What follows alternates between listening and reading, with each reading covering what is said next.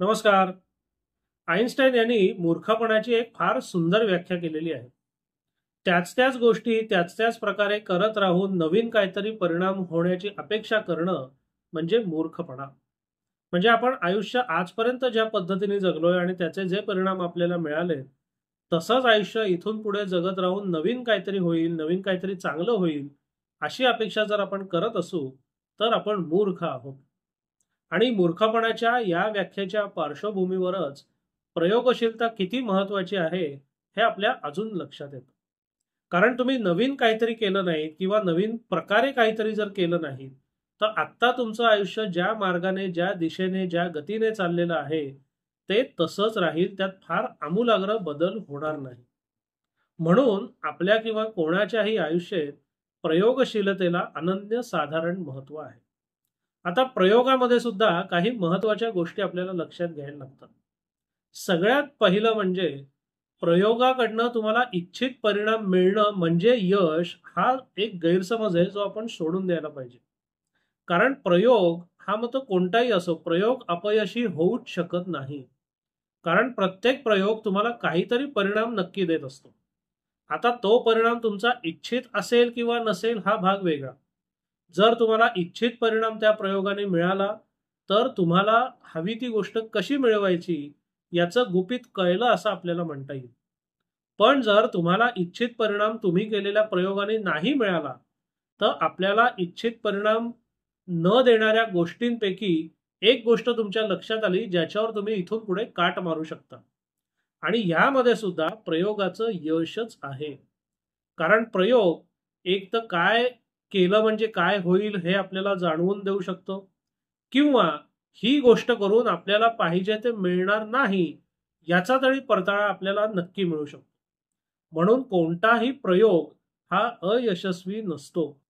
आपल्याला इच्छित परिणाम मिळतात का नाही हा त्याचा भाग वेगळा, आणि त्याच्या दृष्टिकोनातून आपला प्रयोग एखाद वेळेस अपयशी ठरू शकतो. पण प्रयोग म्हणून तो कधीही अपयशी ठरत नाही. म्हणून जेव्हा तुम्हाला आयुष्यात किंवा आयुष्याच्या कोणत्याही क्षेत्रामध्ये जर बदल करायचे असतील, तर त्याच्याकरता सतत नवीन नवीन प्रयोग करत राहणं गरजेचं आहे. याचं कारण असं की कोणतीही गोष्ट मिळवण्याचे अनेक मार्ग उपलब्ध असतात आणि प्रत्येक व्यक्तीला त्या सगळ्याच मार्गाने यश येतं असं नाही. आता असं का आहे याचं उत्तर सध्या तरी माझ्याकडे नाही. पण सध्या आपल्या भौतिक जगाची जी व्यवस्था आहे, त्या नियमानुसार प्रत्येक गोष्टीला प्रत्येक प्रयोगातनं यश येईल याची खात्री देता येत नाही. एक साधं उदाहरण बघूया.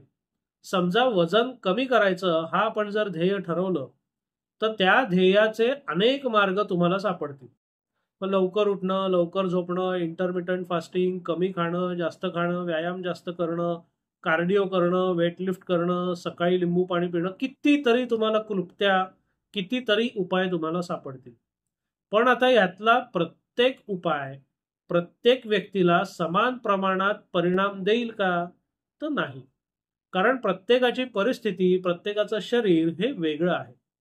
साहजिकच एखादा प्रयोग एखाद्याच्या बाबतीत यशस्वी झाला किंवा एखाद्याच्या बाबतीत अयशस्वी झाला, तर तो आपल्याही बाबतीत तसाच होईल असं मानायचं काहीही कारण नाही.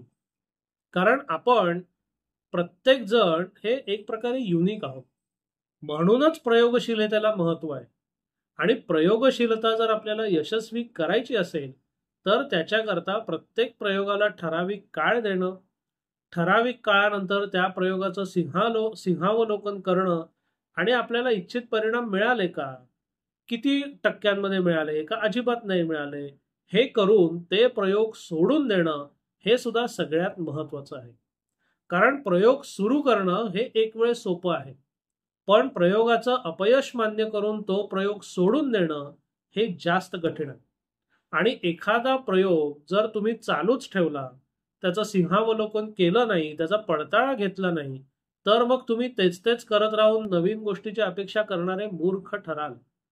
म्हणून कोणत्याही बाबतीतला प्रयोग असो, आयुष्याच्या कुठल्याही क्षेत्रात तुमचा प्रयोग असो, मग पैसे जास्त कसे कमवायचे, मार्क जास्त कसे मिळवायचे, परीक्षा एखादी पास कशी व्हायची, नोकरी कशी मिळवायची, वजन कमी कसं करायचं, कुठलंही तुमचं ध्येय असो, त्या ध्येयाप्रत जाणारे तुम्हाला जमतील असे एक 8-10 गोष्टी असतील. मग त्या प्रत्येक गोष्टीकरता एक ठराविक कालमर्यादा द्या. आता समजा एखाद्याला वजन कमी करायचं आहे आणि त्याला कोणी सांगितलं की सकाळी मध लिंबू पाणी प्यायलं तर वजनात बऱ्यापैकी फरक पडतो. तर हे वजनामध्ये आपल्याला फरक पडण्याकरता आपण हा प्रयोग सुरू केला. आठवडा, 15 महिना तुम्हाला योग्य वाटेल तेवढा तो कालावधी त्याला द्या आणि बाकी कुठल्याही गोष्टींमध्ये विशेष बदल न करता जर या प्रयोगाचे परिणाम दिसले तर काही प्रश्न नाही, तो तुम्ही पुढे चालू ठेवू शकता.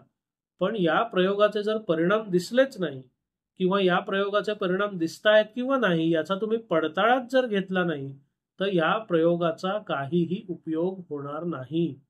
म्हणजे त्या प्रयोगाचा उपयोग होतोय किंवा नाही हेच जर तुमच्या कधी लक्षात येणार नसेल आणि उपयोगी किंवा बिना उपयोगी तुम्ही जर प्रयोग चालूच ठेवणार असाल तर त्याला काय अर्थ आहे?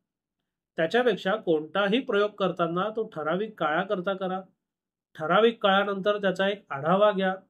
इच्छित परिणाम आले का? किती टक्के आले? हे यश जे आहे ते आपल्याला समाधानकारक आहे का? नसेल तर तो प्रयोग सोडून द्या. एखाद्याला तो प्रयोग फायद्याचा ठरला म्हणून तो तुम्हाला ठरलाच पाहिजे असा कोणताही नियम सध्या तरी अस्तित्वात नाही. आणि 100 लोकांना एखाद्या प्रयोगाने यश नाही आलं तर तुम्ही तो करूच नाहीये असाही कोणताही नियम नाही.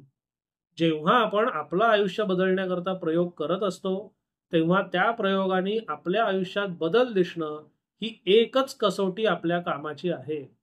बाकी कोणत्याही कसोटीवर या प्रयोगाचं मूल्यमापन होऊ शकत नाही. किती लोक हा प्रयोग करतायत, किती लोकांना किती टक्के यश येतं ही माहिती आपल्या काही कामाची नाही. हे ज्ञान म्हणजे ज्ञानाचा कचरा आहे. एखादा प्रयोग आपल्यात किती बदल घडवतोय, आपल्याला किती फायदा देतोय हेच आपल्याकरता अत्यंत महत्वाचं आहे. म्हणून सतत नवीन नवीन प्रयोग करत राहा.